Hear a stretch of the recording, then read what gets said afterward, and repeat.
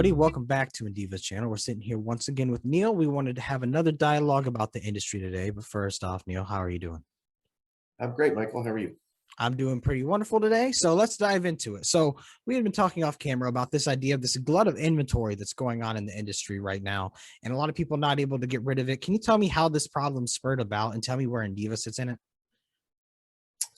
Sure. There's been articles written recently and in the past about the inventory buildup, yeah, in the industry amongst licensed producers, whether it's kilos of dried flour in the vault or in the channel or on shelves. And now we're seeing articles more in our sector or more in our category where we do very well in edibles, for instance. Mhm. And I think look, I think initially maybe it was tough as an industry to gauge what the aggregate demand would be, and that's not just on the licensed producers. That's the entire chain all the way down to the shelf and it's to the customer. Um, I think also early on in this industry, we saw a lot of capital being raised based on the back of this concept that sales would equal production. So if whatever you grow, you're going to sell it, and all you have to worry about is how much can you grow. Yeah. That's somewhat understandable in a nascent industry where everything's brand new and the shelves are empty coast to coast, and the main competitors, the illicit market, are alternatives altogether. Yeah.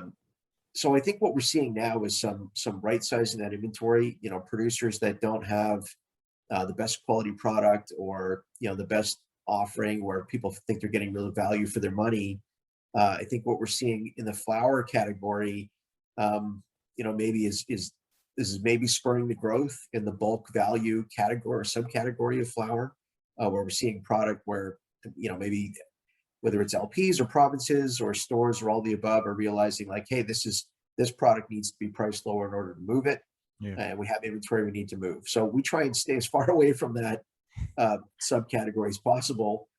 So our focus has been on premium flower. That's not to say there can't be too much inventory one day in premium flower. I don't think we're there yet.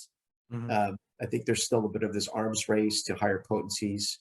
But I think that's kind of how we got into this situation. In terms of Indiva, we're not sitting on oodles of inventory. When we look at the total amount of sales on a monthly basis on a retail side, and then we look at sell in, or what we would sell into the wholesale channel, there's just a few weeks of inventory. So that's basically a almost like a running amount that needs to be out there in the channel. We don't want empty shelves, obviously. Yeah. So we're not facing an inventory glut of any kind at our facility or with our products, and we're going to keep pushing and keep it that way. Yeah, it's good you guys didn't get caught in this kind of inventory conundrum, but it does make sense that this did happen in the industry. As you said, it just wasn't mature yet. People were speculating on where it was going to wind up, and they expected, like you said, incredibly high sales to match their production. But it turns out, yeah, now currently there's overproduction. There's a very large amount for some companies, but like I said, it's great that Indiva is not stuck in that same situation right now. So, Neil, thank you so much for coming on. Thank you for sharing your insight. Is there anything else you want to add before we go?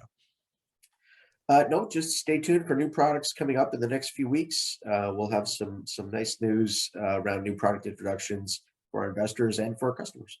Wonderful. Well, you guys heard the man. Stay tuned. We'll get you some more news over the wire as soon as it comes along. Have a wonderful day. Thank you.